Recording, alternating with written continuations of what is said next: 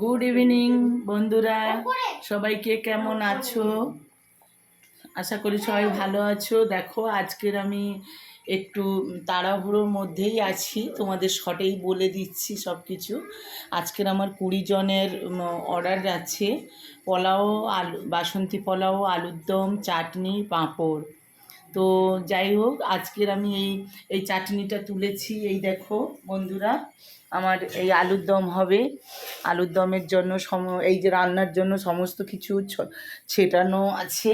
কিছু মনে করো না প্লিজ, আমি সাজাতে পারি না, অর্ডার আছে তো তাড়াহুড়ো করে দিতে হবে, যার জন্য আমি একটু চাপের মধ্যে আছি।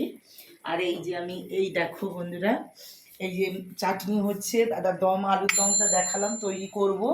এই যে বাসন্তী পোলাওর জন্য আমি এই চাল করে মেরিনেট করে রেখে দিয়েছি। তো করব, ওদের 9:30 10টার মধ্যে ওদের পৌঁছাতে হবে, দিতে হবে, যার জন্য একটু তাড়াহুড়ো আছি।